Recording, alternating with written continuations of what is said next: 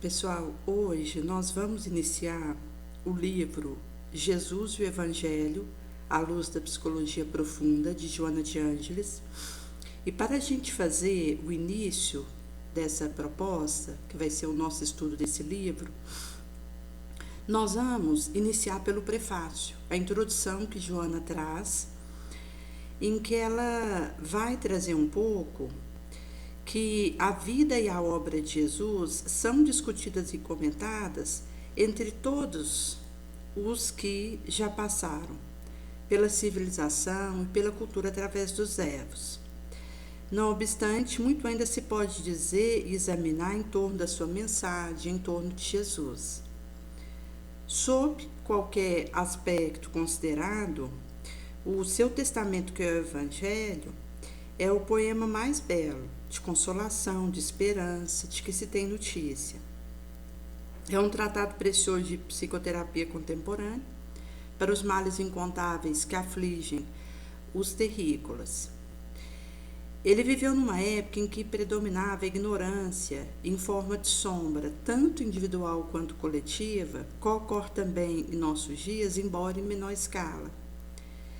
E Jesus cindira o lado escuro do povaréu e das criaturas, iluminando as consciências com a proposta libertadora pelo conhecimento da verdade e integração nos soberanos postulados amorosos. Foi incompreendido, assediado pela perversidade, pela astúcia, perseguido tenazmente, jamais se deixando atemorizar, e não se desviou um pentelésimo sequer do objetivo para o qual viera. Conseguiu perturbar a astúcia dos inclementes adversários com resposta sábia, lúcida, calcada no reino divino, cujas balisas se ampliavam, albergando todo o terrícola, sedente de justiça, carente de amor, esfaimado de paz. E nunca foi ultrapassado, porque ele deixou entre nós esse legado imorredouro, incorruptível, do amarmos como ele nos ama. Superior às conjunturas que defrontou pelo caminho, incólume a tentação do carreiro humano, por havê-la superado transatamente, apequenou-se sem diminuir a própria grandeza, misturou-se ao povo iléu e, ao se destacar dele pelos seus atributos grandiosos, da sua realidade espiritual, que dimanava dele. Nos trouxe uma perfeita identificação da anima com o ânimos. Ele é todo harmonia, que cativa, que conquista e arrebata populares. Não se permitiu impedir o holocausto para o qual tinha vindo, nem o padecimento de muita aflição, que assim pusera, para nos ensinar elevação moral, espiritual, abnegação, desprendimento, a tantos quantos o desejassem seguir. Jamais os terrícolas voltariam a viver dias como aqueles em que ele esteve entre nós, sofrendo conosco, nos amando, ajudando, entendendo, ao mesmo tempo tomando exemplos da natureza, na sua incomparável pauta, cantando a melodia extraordinária da Boa Nova, que ele distribuía aos 7 Eva.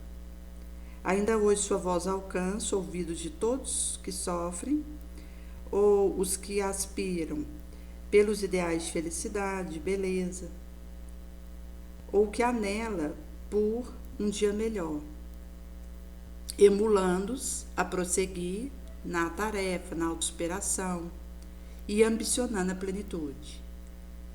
Visto que a mesma paixão que leva um indivíduo a ter o se entregar a uma raiva é um movimento que eu posso usar para algo positivo. Porque quando a gente se apaixona pelo bem, por Jesus, a gente consegue esse movimento de energias recônditas que extravasa e que nós poderemos direcionar para atender aquilo que almejamos. E aí ela vai trazer um pouco das escassas referências históricas a respeito de Jesus, até porque no período que Jesus esteve entre nós, ele escreveu nada.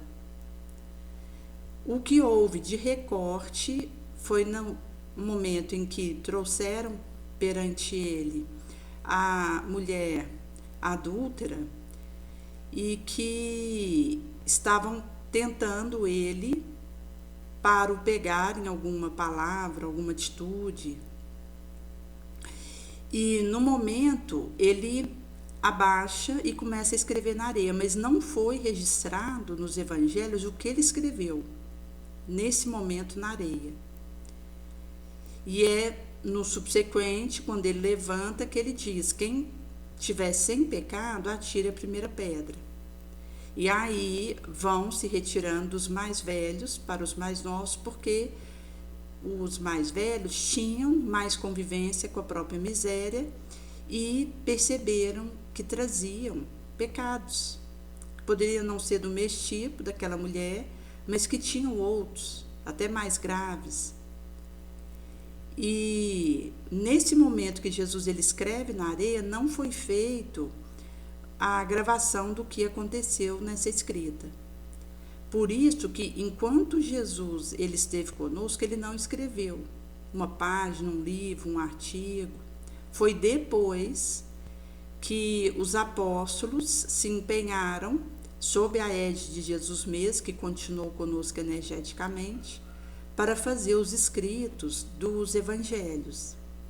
Mas, como a Jona vai dizer aqui, teve interferências, porque durante o primeiro horário cristão não tinha imprensa como acontece e facilita. Naquela época, para se escrever alguma coisa e deixar registrado, era moroso, era difícil preparar o pergaminho, o material onde a escrita aconteceria. Usaria-se ali uma pena, uma tinta, que era difícil de adquirir e que gastava mais, devido à maneira como acontecia para fazer uma escrita naquele período. E acaba que, para se copiar um evangelho, acontecia de ter adulteração de uma parte ou outra quando se tentava traduzir de uma língua para outra. Normalmente os cambistas que faziam a venda de exemplar do evangelho, como eles eram analfabetos e se comunicavam por símbolos, acabava que a cópia que realizava daquele evangelho ali para vender, para passar para frente, podia ter erro na incluição. Então, acabavam acontecendo variações. Quando a gente considera Flávio Joséfo, que é um historiador do povo hebreu, ao terminar o século I, por ocasião do ano 62, quando foi lapidado o discípulo Tiago, informou com uma síntese expressiva: Tiago, irmão de Jesus, chamado Cristo, aí encerrando a breve referência. Então, geralmente, o que se trouxe daquela época eram referências breves, recortes objetivos, mas Jesus estava, como continua no leme, para deixar a sua mensagem moral para nós. Então, Jona vai trazer que, a posteriori, na sua obra Antiguidades Judaicas, ele entreteceu mais amplas considerações que parecem ter sido melhoradas. Então, ele vai dizer que nessa época viveu Jesus, um homem excepcional, porque realizava prodigiosas coisas, conquistou muitos adeptos entre os judeus, até entre helenos. Quando, por denúncia de notáveis, Pilato condenara à cruz, os que lhe tinham dado afeição não deixaram de o amar, porque ele apareceu-lhes ao terceiro dia, vivo de novo, como os profetas divinos o haviam declarado. nos nossos dias ainda não acabou a linhagem dos que se chamam cristãos por causa dele.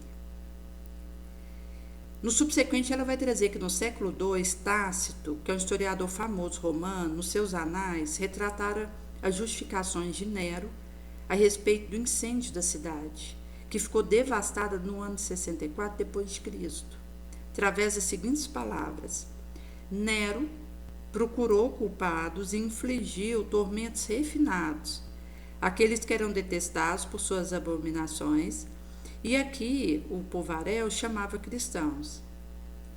Esse nome vem do Cristo, que o procurador Pôncio Pilatos entregara ao suplício. No subsequente, ela vai trazer que, mais tarde, em carta memorável ao imperador Trajano, Plínio Jovem comentara os ritos cristãos, detalhou: reúnem-se numa data fixa antes do nascer do sol, cantam um hino ao Cristo como a um Deus, comprometem sob juramento não cometer roubo, adultério, assalto e a nunca abdicarem da fé. Então vai trazer aqui as reuniões que aconteciam dos cristãos naqueles tempos em que não era aceito ser cristão. Então, para que houvesse a reunião dos cristãos para cantarem louvor a Jesus, para meditar na sua palavra, como nós fazemos hoje com o Evangelho no lar, coloca um copo de água para fluidificar. Eles, para ter esses momentos, precisavam ir para as catacumbas, em horas de calada da noite, para poderem facilitar passar despercebido pelos guardas das soldadelas romanas. E ali eles faziam esses comprometimentos da reforma moral, da fortalecimento da fé, da esperança, da caridade, das máximas do Cristo. Aí ela segue dizendo que, não obstante, das fontes inexauríveis do mundo espiritual nunca cessaram as informações sobre a sua estada entre os homens e a sua permanência aguardando que se opere a reforma das criaturas e da sociedade em consonância com seus ensinamentos que vazaram na nossa direção. O legado que ele deixou para os terrícolas, porque nada escrever, experimentou rude alteração através dos erros.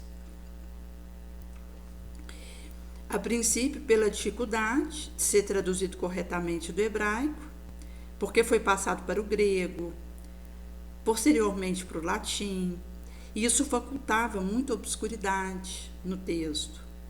Foi apresentado em diversos fragmentos, interpretação, que ficaram denominados como itálicos, cabendo ao Papa Dámaso solicitar a São Jerônimo que empreendesse a grande tarefa de revisão do Novo Testamento e do Saltério para o latim, o que veio ocorrer em Roma em 383. Após a desencarnação do Papa, seu protetor São Jerônimo se refugiou em Belém para dar prosseguimento à obra. E aí ele reviu o texto da tradução latina, comparou ela com o grego, a fim de aperfeiçoá-la, e a apresenta como definitiva, alongando esse trabalho para o Velho Testamento.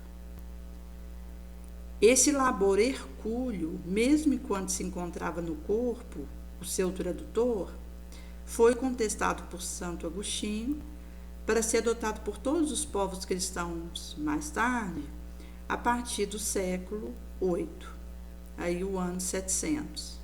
Aqui já era permitido o cristianismo, porque foi no ano 300 que o cristianismo deixou de ser proibido, incriminado e perseguido, e se tornou a religião oficial do Império Romano. E ela vai trazer que nos sucessivos concílios foram apresentando alterações, correções, interpolações, que fizeram mutilações de conceitos do mestre, gerando grandes perturbações, a fim de atender interesse inconfessável de indivíduo e de grupo político, durante o período largo dos imperadores romanos. Então, acaba que, mesmo a gente considerando que no ano 300 aconteceu a permissão para o cristianismo, os cristãos, com o tempo, acabaram fazendo alterações, interpolações, mutilações e correções dos textos sagrados, visando a interesses inconfessáveis, inferiores. Visto que, quando a gente considera muitos dos que passaram pelo cristianismo, são espíritos que vieram do paganismo e que, porque odiaram os cristãos, renasceram como cristãos para aprender a amar. E é nesse sentido que aquele que, numa existência pregressa, como um romano, perseguia cristão quando estava se encaminhando por orar, achava uma catacumba e encaminhava todos para o suplício do circo. Ele, ao reencarnar como cristão, para aprender a desenvolver o acolhimento, o amor ao cristianismo, ele ainda pode trazer reminiscências de uma conduta perversa, desonesta, vinditosa. É por esse motivo que alguém que, enquanto romano, perseguiu os cristãos, enquanto cristão, alterou aspectos do cristianismo para atender um interesse sombrio. E até quando a gente considera cruzada, Inquisição, em que católicos fizeram movimentos cruéis e perversos, até porque as guerras de religiões foram as mais sangrentas, as mais atrozes, e inclusive como Joana comenta nesse recorte, que eram usados métodos refinados de suplício. E acaba que alguém que, quando pagão, perseguiu um cristão de forma perversa, se reencarna como cristão, se não tiver tido a reforma moral, ele vai perseguir um médium que não é cristão, imprimindo a ele suplício, como ele fez quando não era cristão e referente ao cristão. Por esse motivo que a gente vai ter tanto movimentos em que católicos fizeram atrocidades, barbaridades em relação a quem não professava o cristianismo. A gente tem aí relato de guerras entre católico e protestante. Tem a questão de mandar para as fogueiras quem era médico, considerado bruxo, bruxa. Por isso que na época da Inquisição e períodos correlatos, quem tinha o desenvolvimento de uma mediunidade não podia viver na cidade, porque a Inquisição, a autoridade católica, acabava mandando prender o indivíduo, acusando ele de heretismo, de diabolismo, e o indivíduo ia para a fogueira. Havia caso de ficar dentro do calabouço apodrecendo ali dentro. Inclusive, alguém que era preso naquela época era torturado dentro da prisão. O indivíduo acabava não aguentando os maus tratos que vivia ali dentro e acabava desencarnando ali dentro mesmo.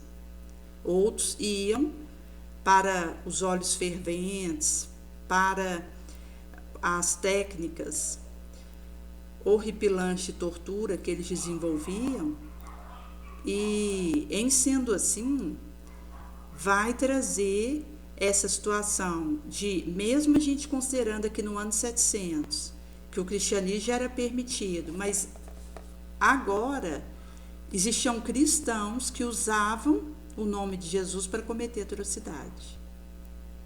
E aí é nesse sentido que, inclusive, alteração, mutilação, fragmentação, interpolação de textos evangélicos aconteciam.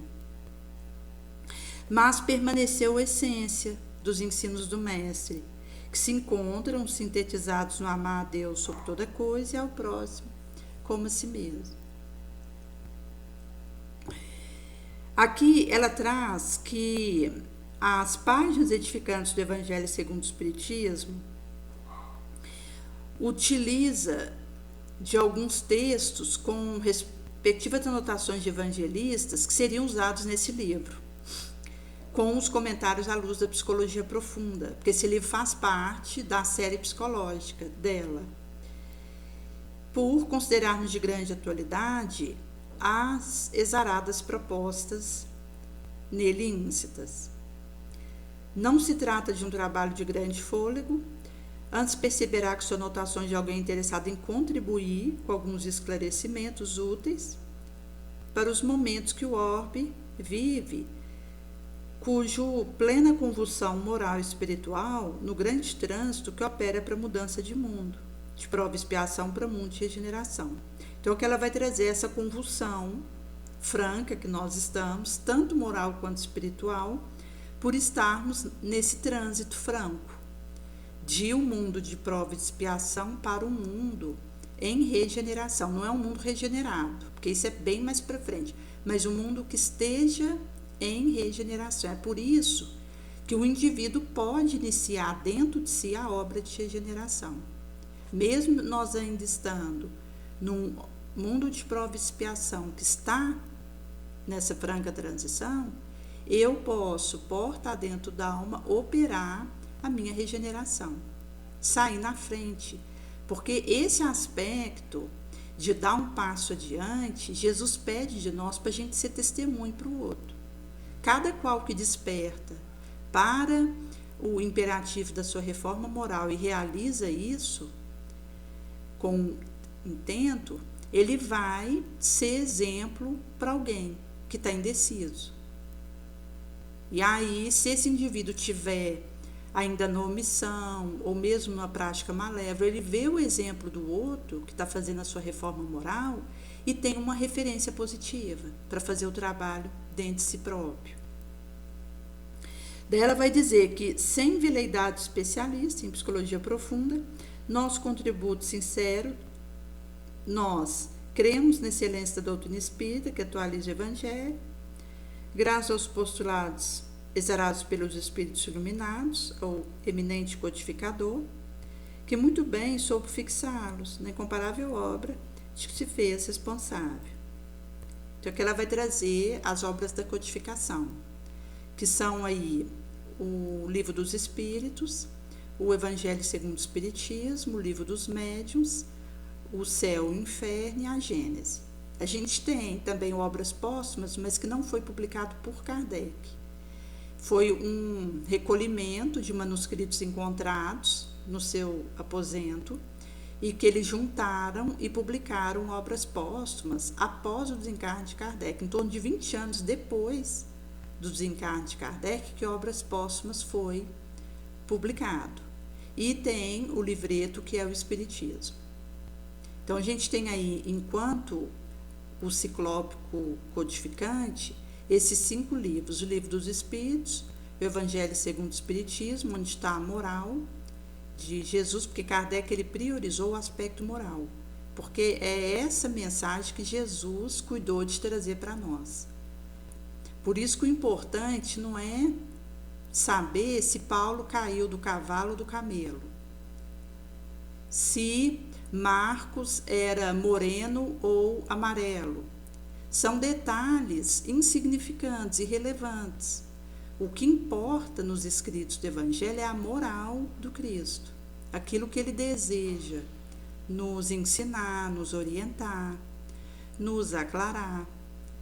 E Kardec, orientado quando foi elaborar a codificação, ele priorizou isso. Inclusive, ele vai dizer no início do Evangelho segundo o Espiritismo que o livro todo estaria embasado na mensagem moral de Jesus. Então, é um livro que encharca, vaza na nossa direção a vibração do Cristo. E o Céu e o Inferno a Gênese e o Livro dos Médiuns, e cada qual desses livros são desdobramentos de uma parte do Livro dos Espíritos. Esperando que a contribuição que ora apresentamos ao leitor possa despertar estudioso da psicologia profunda para atualizar o ensinamento de Jesus, ela vai trazer e aprofundar a questão por ele abordada. Rogamos a ele na condição de nosso amigo inconfundível, terapeuta excelente, que nos guarde, inspire, na busca incessante de autoburilamento, autoiluminação, que nos são necessários.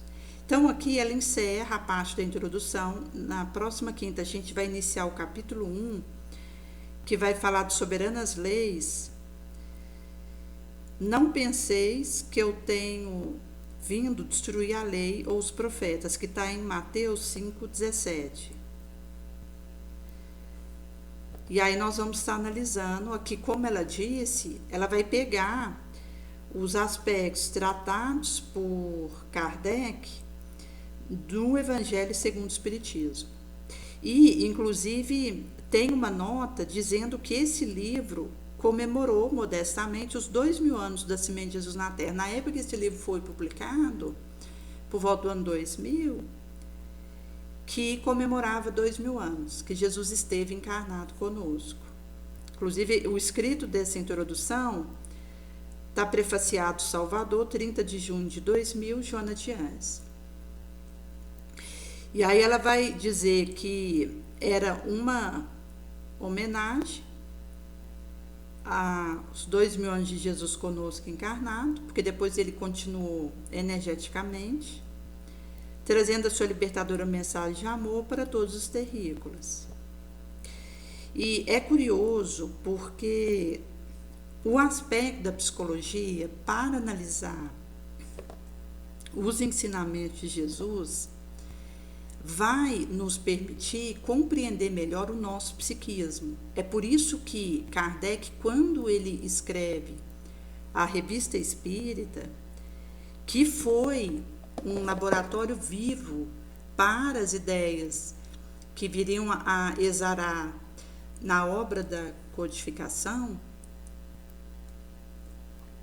ele vai dizer que os temas que passariam pela universalidade dos ensinos dos espíritos seriam tragos, no primeiro momento, na Revista Espírita, e os leitores de toda parte do orbe, ao mandar correspondência comentando, Kardec podia fazer a triagem daqueles conteúdos que atendiam à universalidade do ensino dos espíritos, que foi o método que Kardec usou.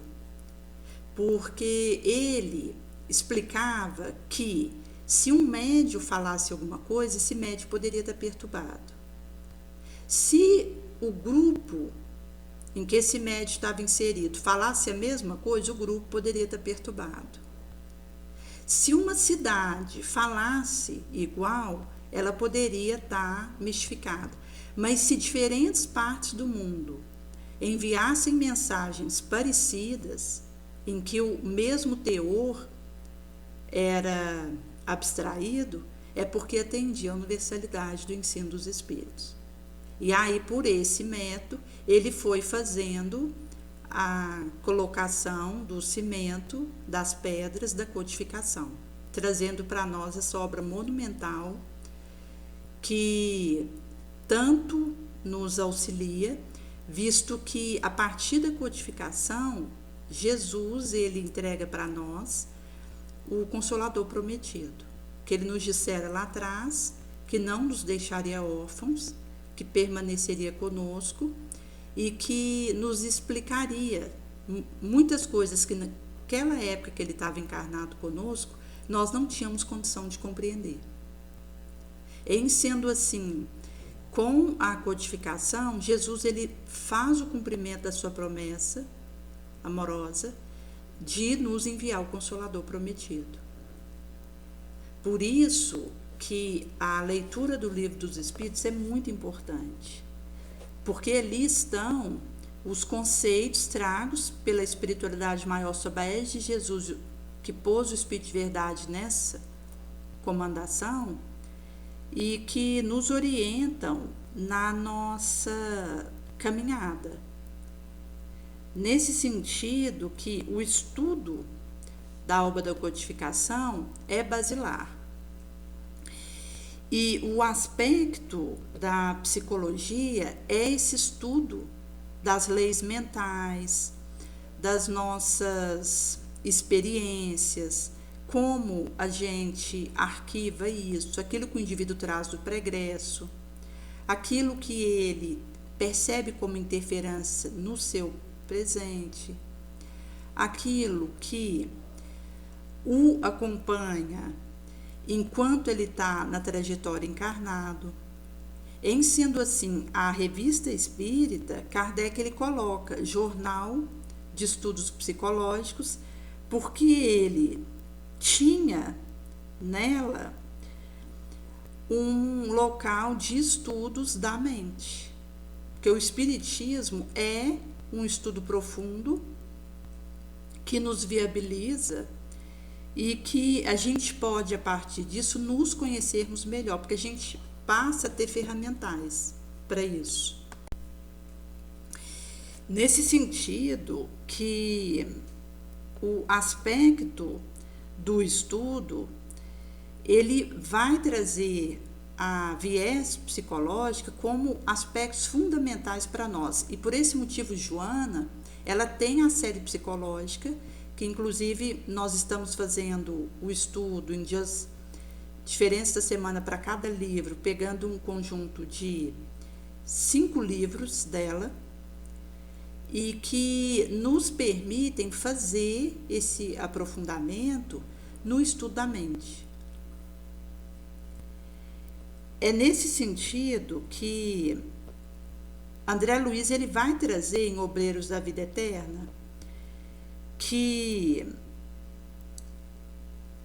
houve uma tentativa de facilitar para a compreensão do que acontecia no momento de atendimento, e ele vai trazer que, seguindo expedições de socorro como aprendiz, ele teve ensejo de visitar, por mais de uma vez, 2 grandes sanatórios de alienados do Brasil, e de perto viu a extensão do serviço reservado aos servos de boa vontade, nessas casas de dor e de purificação.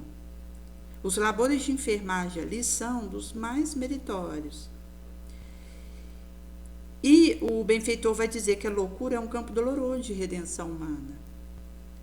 Ele vai trazer que tinha motivos particulares para consagrar-se a esse setor da medicina espiritual, assegurando que dificilmente encontraremos noutra parte tantos dramas angustiosos e problemas tão complexos, considerando o nosso estágio evolutivo.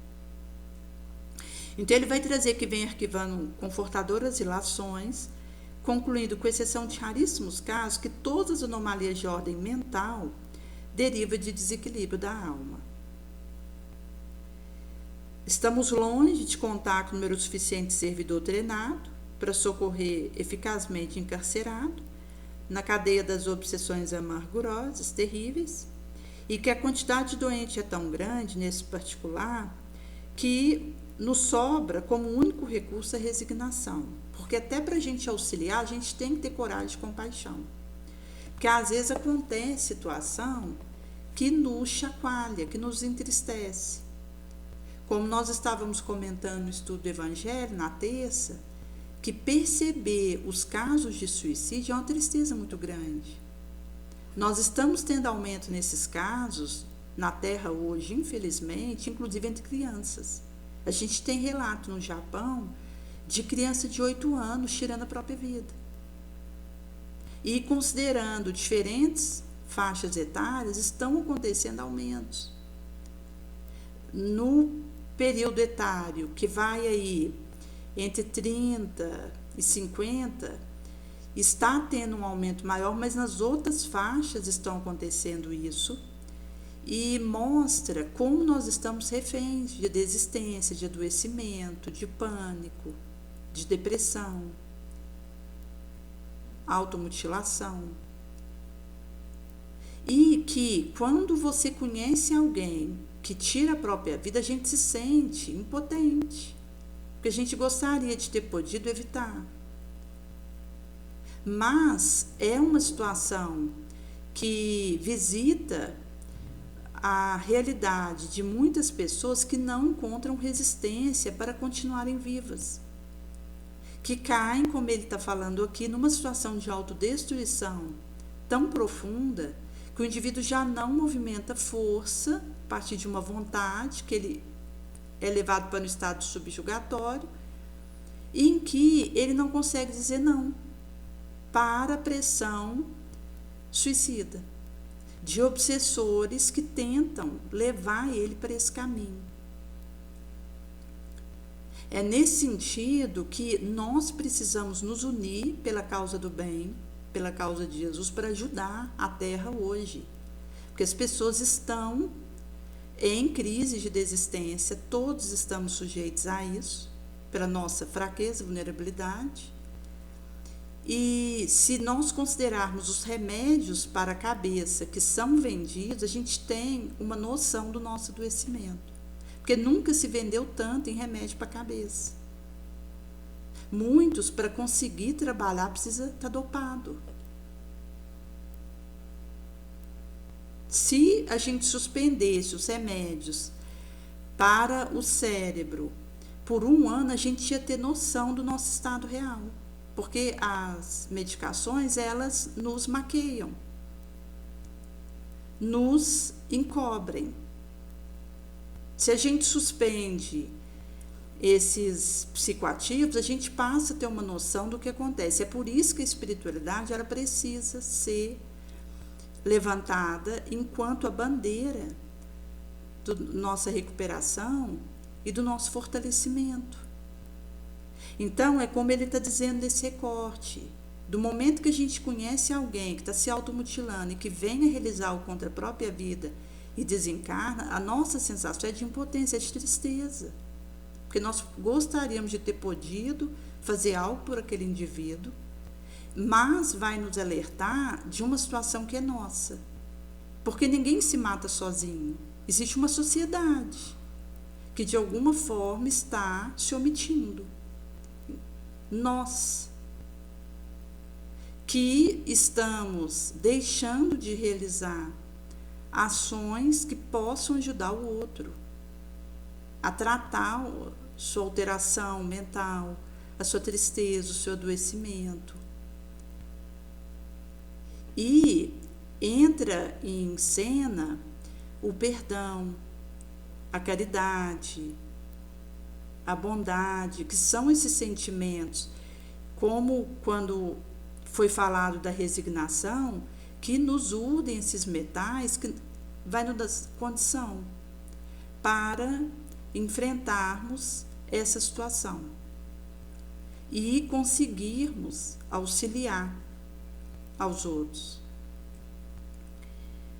Nesse sentido, ele vai trazer que eles continuam atendendo superficialmente, mas esperando a providência divina no local em que ele atua.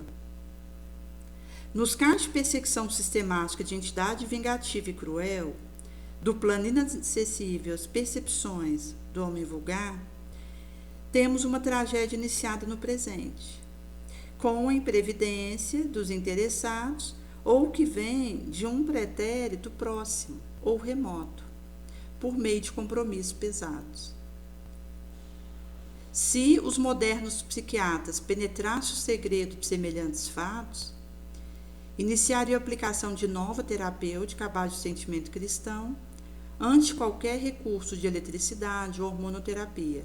Aqui, considerando a época que esse livro foi escrito, vai trazer de situações que aconteciam naquela época, mas que hoje, a gente, mesmo tendo tido um aumento de pensos para a ação psíquica, isso vai trazer uma necessidade que acontece. Porque o indivíduo que tiver depressivo com ideação suicida, ele precisa de tratamento. A base inicia pela espiritualidade, o aspecto ligado à utilidade, mas que precisará ter alguém para levá-lo, que ele não consegue sozinho, dependendo do estágio que ele tiver de depressão. Ele entra para dentro de um quarto, fecha a porta, põe o algodão na fresta para não entrar a claridade do sol e não consegue sair dali de dentro. E aí alguém próximo precisará marcar um atendimento terapeuta, psiquiatra, porque mesmo que seja por um período, vai requerer uma medicação que pode ser necessário para qualquer órgão nosso, porque o cérebro é um órgão físico. Ele pode falhar, como um fígado, como um estômago, um rim. Nesse sentido que, se o indivíduo ele está entregue a essas forças sombrias, ele precisa, por um tempo, da ajuda da medicação, até que ele recomponha a sua vontade para movimentar a sua força, a sua energia a favor de si próprio. Por isso que André Luiz ele vai trazer que tinha examinado alguns casos torturantes de obsessão, possessão, onde ele ficou impressionado pela ligação completa mental entre vítima e verdugo. E aí Barcelos vai trazer que é uma história terrível, viva, de crime cometido em movimentação permanente. Personagens e cúmplices desses dramas silenciosos, só ignorados por outros homens, antecedendo os comparsas no caminho da morte, tornam amedrontados ao convívio dos seus, em face das sinistras consequências com que se defrontam além do túmulo. Agarram-se instintivamente à organização magnética de companheiros encarnados na crosta, vicia-lhes o centro de força, relaxa-lhes os nervos e abrevia o processo de extinção do tônus vital, porque tem sede das mesmas companhias junto às quais se lançaram em pleno abismo. Exibem quadros escuros, tristes, nos quais destaca a piedade de muitas almas redimidas, que tornam do alto em gestos compassivos de intercessão e urgente socorro. E aí ele vai trazer que, antes da volta dele ao plano espiritual, faminto de novas informações referentes ao psiquismo, personalidade humana, examinar a doutrina de Freud.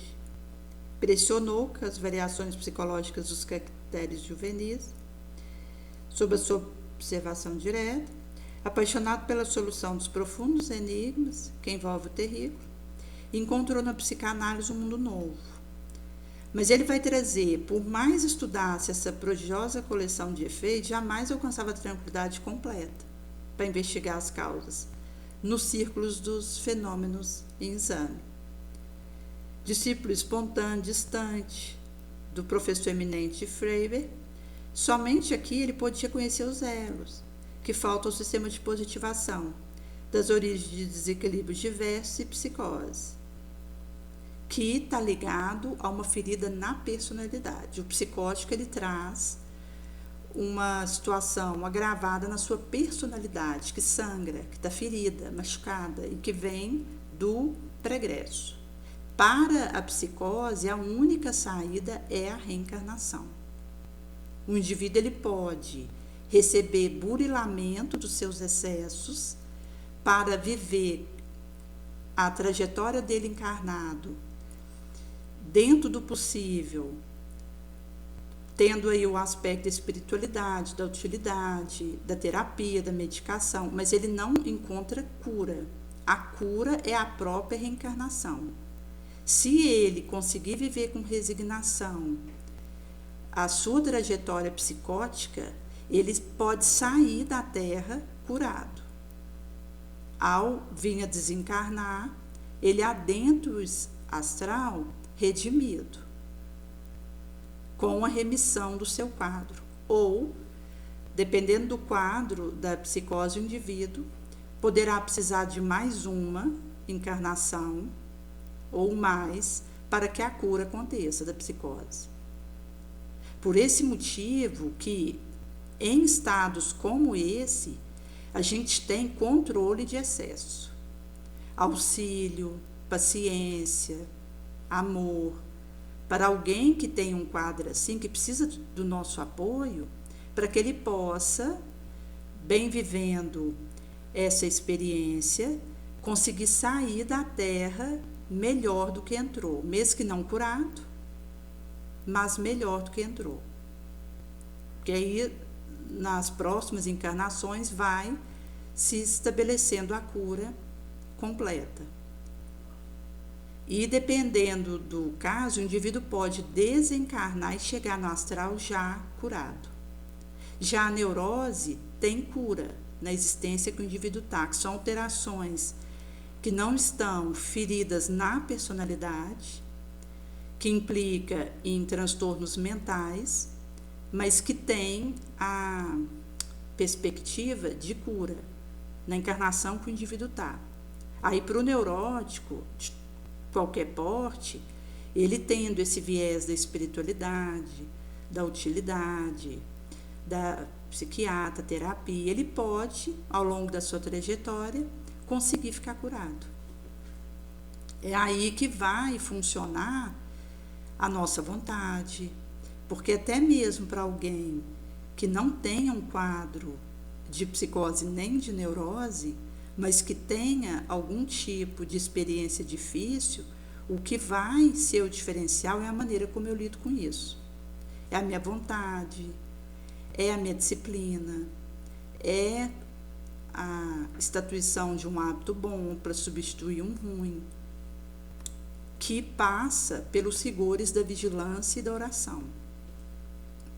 Olhar, vigiar e orar. E a disciplina, ela entra com fatores decisivos. Porque é esse movimento que eu vou dando conta de fazer, de ter uma rotina nobre, pensamentos positivos, sentimentos elevados.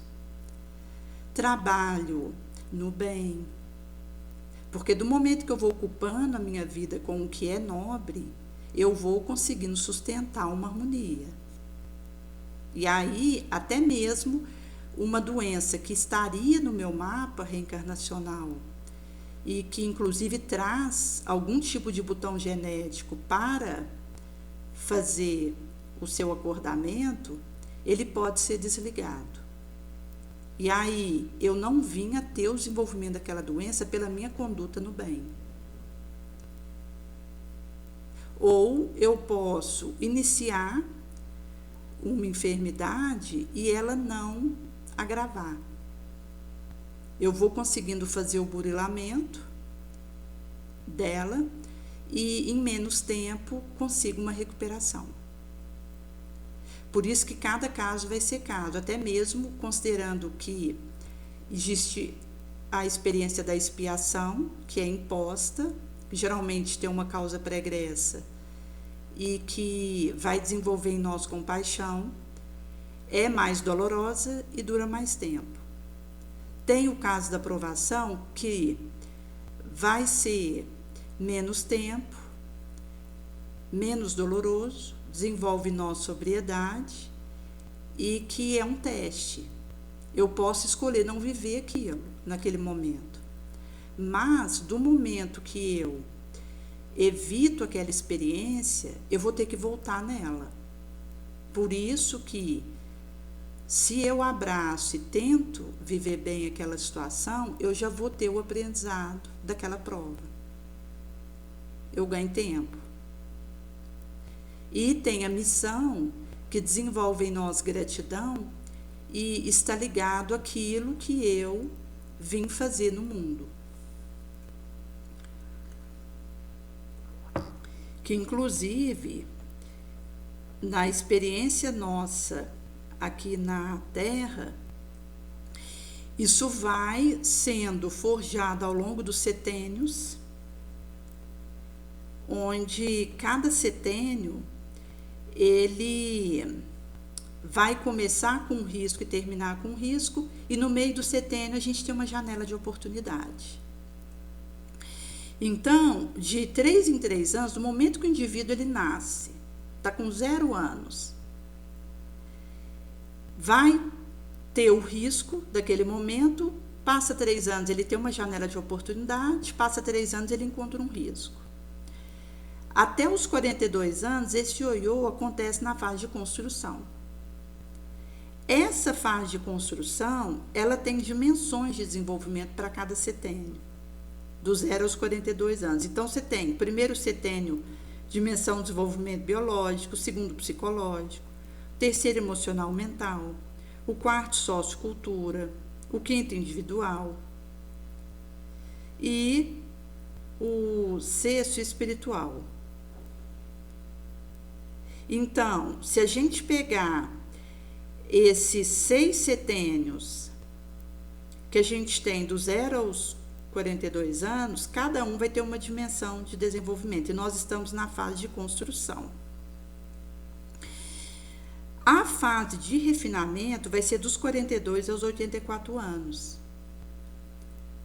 onde as dimensões do desenvolvimento vai ser o inverso do que acontece na fase de construção. Então, a gente tem o primeiro setênio, dimensão do desenvolvimento é espiritual, no segundo individual, no terceiro sociocultura, no quarto emocional mental, no quinto psicológico e no sexto biológico. Então, vai trazer que existe os primeiros 42 anos que tem 6 setênios, no início de cada setênio e no fim a gente tem um risco, e no meio desse setênio uma oportunidade. No início dos 0 aos 42 anos, vai acontecer risco. E essa primeira parte é a fase de construção. Considerando dos 42 aos 84 anos, é a fase de refinamento, que também no início e no fim de cada setênio tem um risco, no meio uma oportunidade, e que começa e termina com um risco. Os 6 setênios dos 42 aos 84 anos vai ter as dimensões de desenvolvimento, respectivamente espiritual, individual, sociocultura, emocional, mental, psicológico e biológico. Então, a gente sai dos 42 anos na dimensão de desenvolvimento espiritual e entra, a partir dos 43 anos, na dimensão de desenvolvimento espiritual. Por isso que mostra para nós que estar na Terra é um risco, e a nossa prioridade precisa ser espiritualização. E isso vai nos dizer que nós, ao termos essa compreensão, poderemos fazer escolhas adequadas a cada dimensão de desenvolvimento que nós estivermos, e considerando a oportunidade que vai estar naquele setênio e os períodos de risco, porque isso vai nos auxiliar na tomada de decisão. E também, quando a gente põe na escrita o que nos aconteceu em cada setênio, na fase de construção, de positivo e negativo, a gente vai conseguindo fazer a leitura da nossa trajetória. Do momento que o indivíduo ele entra no setênio dos 42 aos 49, ele vai estar novamente na dimensão de desenvolvimento espiritual, mas ele entra na fase de refinamento. Então, do momento que o indivíduo vai pondo positivo e negativo em cada setênio, ele consegue uma leitura de si mesmo e divisar o seu propósito de vida, a sua missão. A gente tem um propósito para cada área da nossa vida, mas nós temos uma missão na Terra. E é nesse sentido que o autoconhecimento ele vai nos permitindo fazer essa autoabordagem. Porque aí essa leitura crítica da nossa trajetória até aqui, por exemplo, um indivíduo que tem 35 anos, ele coloca nos setênios que ele viveu até aqui, considerando o que ele está, aspectos positivos e negativos, associa isso com um período de risco e de oportunidade quanto à janela, e faz associação da dimensão de desenvolvimento de cada setênio. E se ele está na fase de construção de refinamento. No caso do indivíduo de 35 anos, ele está na fase de construção. Por esse motivo que nos ajuda muito essas análises. Inclusive, nós vamos colocar no e-book essa parte do exercício, que eu vou até conferir, porque parece que eu tinha colocado esse exercício para preencher num PDF editável. Então, você pode procurar lá que vai estar disponibilizado, se já não estiver, esse exercício, que vai te ajudar a fazer essa análise da sua trajetória. E com isso você consegue divisar a sua proposta de vida, sua missão, que você, fazendo foco, responderá apreciando o que e fazendo o que. Porque, então, eu poderei dizer, a minha missão é vivendo quais experiências para atendê-la e tendo quais ações, para que ela seja concretizada. E existe o adendo da idade de 42 anos, em que o indivíduo tem uma percepção da sua missão. Antes, a gente está sendo preparado para encontrar com isso. Então, a gente tem aí do 0 aos 7 anos, a criança está mais voltada para a família, dos 7 aos 14 ela está mais voltada para a escola, dos 14 aos 21, o adolescente está mais vulnerável às sugestões do mundo. E a partir dos 42 é que o indivíduo, bem vivendo as fases, os setênios anteriores, ele tem o contato com o propósito de vida. Por esse motivo, que da maneira como alguém vive um setênio, ele é preparado para o que vai acontecer. E aqui a gente traz a importância da espiritualização e a evangelização infante, juvenil, nos centros espíritas ou no centro da sua predileção. Porque a fé, a religiosidade, aqui traduzindo espiritualidade, que seja a religião que for, mas um indivíduo que cultiva a sua espiritualização, o bem, mesmo sendo um ateu, mas que consegue sustentar isso dentro de si, ele vai ter os recursos para viver bem os seus setênios, e quando soa aí em torno dos 42 anos, ele consegue enxergar a sua área de ação, aquilo que ele veio contribuir para o mundo. E por isso que se alguém chegou aí aos 45 anos, 47, ainda não tem noção do que veio fazer, o tempo está correndo. Nesse sentido que a gente tem que procurar fazer essa análise para poder ter esse discernimento do para que estamos aqui. Nós acordamos no astral fazer o bem na Terra. A gente veio para a Terra para pedir trabalho para Jesus. Ao chegarmos aqui e fazermos essas vivências, vai acontecer de Jesus nos mostrar o trabalho que a gente poderá realizar. E aí que aquele que está aberto e deseja o serviço no bem, ele acolhe.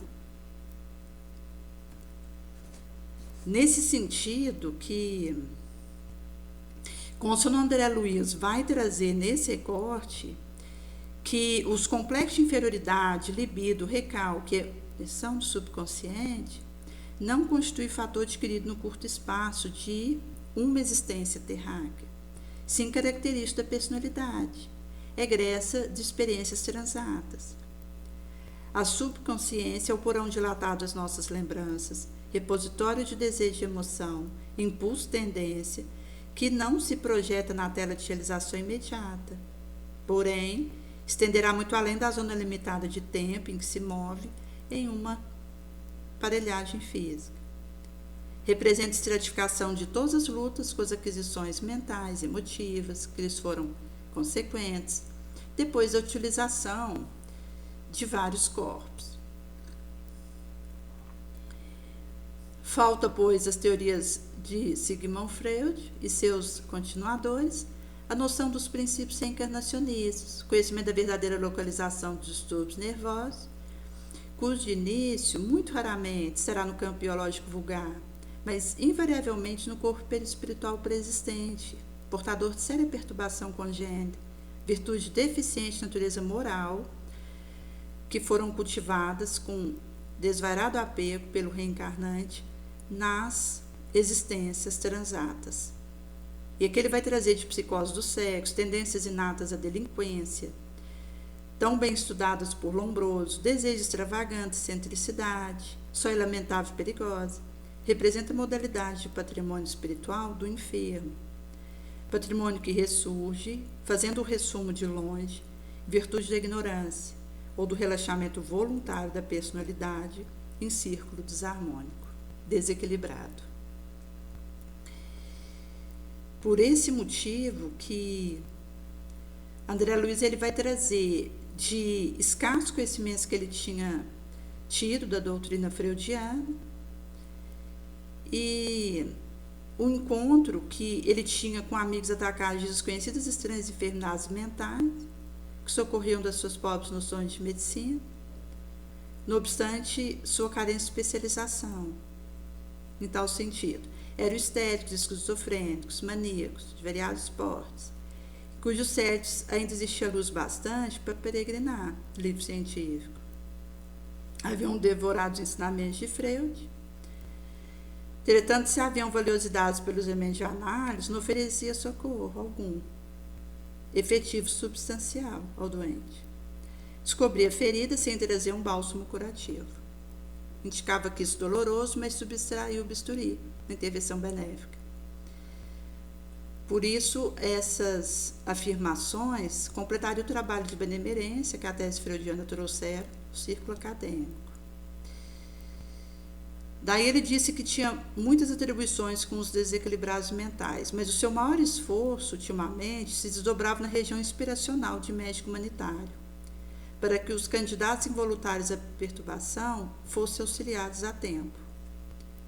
Depois que você verifica uma loucura propriamente dita, só e terminar o processo da desarmonia psíquica. Muito difícil conduzir a restauração perfeita ao alienado com ficha reconhecida, embora seja incessante a batalha para restabelecimento integral da porcentagem possível de enfermo.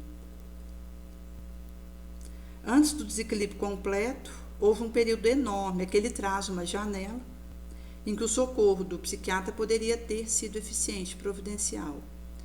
Então, mostrando aí que há uma janela que nós podemos atuar com a boa vontade para auxiliar alguém que esteja no momento de desequilíbrio, para que ela não caia no desbenhadeiro da desarmonia, da loucura, dos quadros de transtornos irreversíveis, porque existe aí essa fresta em que é possível você auxiliar sem que se torne irreversível. Mas se não chegar o auxílio necessário, aquele transtorno pode virar um quadro irreversível para a pessoa. E aí entra a bênção que é para nós a doutrina espírita, que vem nos aclarar da nossa destinação, do para quê, da nossa encarnação, e a importância de nós fazermos a corrida a essa instrução e a divulgação dessa perspectiva. Nesse sentido que, quando a gente considera a nossa trajetória aqui, se a gente coloca freio na boca de cavalo para que nos obedeça e consigamos dirigir todo o corpo, controlemos a língua para não contaminar todo o nosso corpo com iniquidades. Como isso não vai ser trago na carta de Tiago. E isso significa a nossa perspectiva da disciplina. Porque cada qual de nós, seja onde for, está sempre construindo a vida que deseja, com a nossa escolha. Se carregarmos ressentimentos, bloquearemos os nossos próprios recursos. Por outro lado, se eu faço o cultivo do perdão, da compaixão, da clemência, da abnegação, isso vai me ajudando a desbloquear a minha arena mental para que o benfeitor venha me ajudar, conectar comigo. Há um só legislador e um juiz que pode salvar, destruir. Eu, porém, quem sou que julga a outrem? Mostrando aí que cada qual vai sofrer no seu canto o seu tanto. Isso significa que, como Jesus diz, para a gente não querer tirar a trave do olho do outro, sendo que há um antolho conosco. Nesse sentido que o cisco no meu olho, ele pode estar fazendo a obnubilação da minha percepção. Considerando, inclusive, que a gente desconhece muito mais do que conhece. Daí a verdade, ela é traga por Jesus para nós. Antes da grande projeção pessoal na obra coletiva, aprenda o discípulo a cooperar em favor dos familiares, convicto de que semelhante esforço representa a realização essencial, que somos chamados a acontecer entre quatro paredes, onde doamos de nós sem exigir da mão alheia, exercitando em nós próprios, nosso irmão, a caridade do exemplo.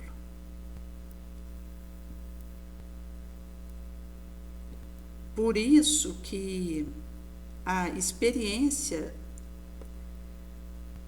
do perdão é lucro e somos orientados, enquanto pudermos, não nos limitarmos a realizar somente aquilo que pareça trazer-nos retorno. Em sendo assim, posse, saber o que temos pertence a Deus e retemos emprestado o quanto reflete nosso vasto celeiro. Então, aqui mostrando que nós recebemos os empréstimos, até mesmo a instrução, e que a gente vai reter o quanto repleta nossos vasos celeiros, mostrando que é a multiplicação que eu faço disso para o meu entorno que vai trazer a finalidade disso. Não desesperemos, o raio da nossa inconformação aniquila a sementeira do nosso melhor sonho. E por esse motivo que, se a gente aproveitar o tempo a fim de nos melhorarmos, o tempo nos aproveita para realizar maravilhas. O erro vai nos ensinar o caminho do acerto e o fracasso vai nos mostrar o caminho da segurança. Porque o amor é o tônico da vida, como o Sono Joana nos traz. E quando distribuímos felicidade, sem procurarmos sermos felizes. Nesse sentido que essa proposta vai ser traga para nós,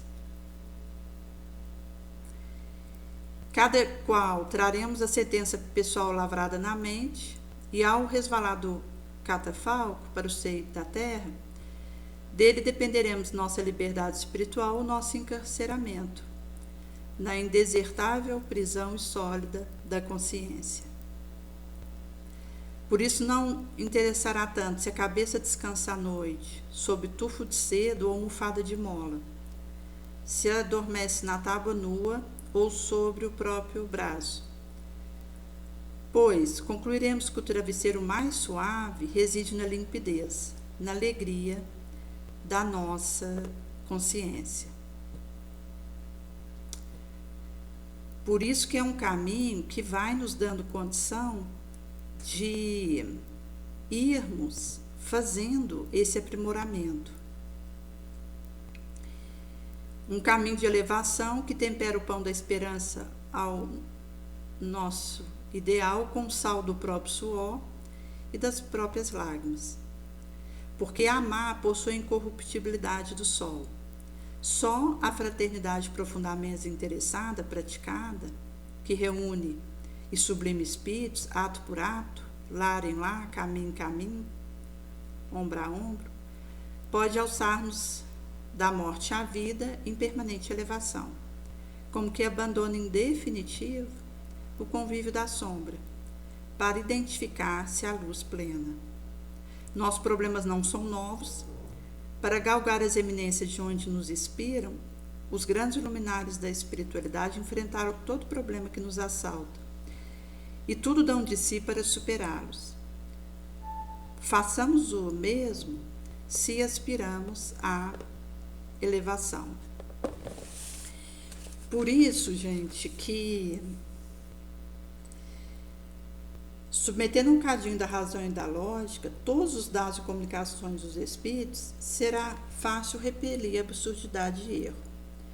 Um médico pode ser fascinado, um grupo enganado, mas o severo controle de outros grupos, a alta autoridade moral do chefe de grupo, conhecimento adquirido, comunicação dos principais médios, que recebem um cunho de lógica e de autenticidade dos melhores espíritos, faz rapidamente justiça a esses ditados astuciosos e mentirosos, emanados de uma turba de espírito mau ou enganador.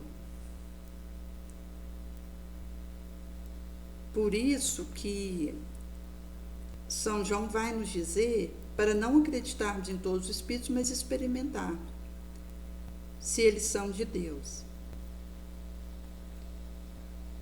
E é nesse sentido que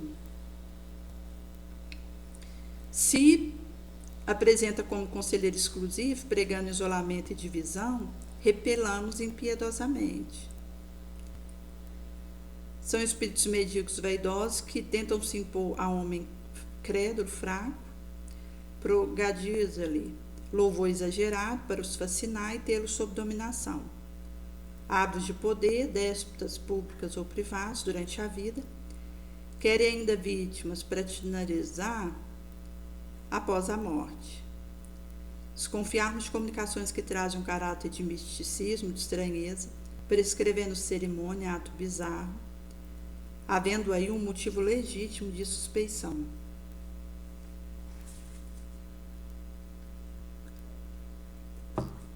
Entre os invisíveis, aos que se comprazem no lucro, se encontra ocasião. Os enganados são os médicos que não tomam bastante precaução. E vai trazer, sem contradito, um dos maiores escolhos contra o qual muitos vêm bater, sobretudo novatos no espiritismo. É uma prova da qual não pode triunfar, senão por uma grande prudência, o bom senso, antes o excesso de circunspecção do que a imprevidência. A análise. Aprendamos, pois, a distinguir os bons e os maus espíritos, para não nos tornarmos nós próprios falsos profetas. Nesse sentido que vai ser trago para nós, que Jesus nos coloca a bem-aventurança dos pacíficos, porque eles serão chamados filhos de Deus, e bem-aventurados os brandos, porque eles possuirão a terra. Assim que essa fermentação vai nos dando condição de, nessa autoanálise, no autoacolhimento, o autoamor, o autoperdão, a gente ir cultivando esse avanço, que vai nos permitindo substituir os conteúdos e hábitos negativos por hábitos positivos, por pensamentos elevados que se traduzirão no nosso sentimento, na nossa palavra. E com isso a gente vai conseguindo deixar esse testemunho crístico, que é esse fruto bom, sendo aquilo que deixaremos como único legado. Viemos para a Terra com o único objetivo de fazer o bem, e é a única coisa que a gente vai levar quando demandarmos para respondermos perante os tribunais do além.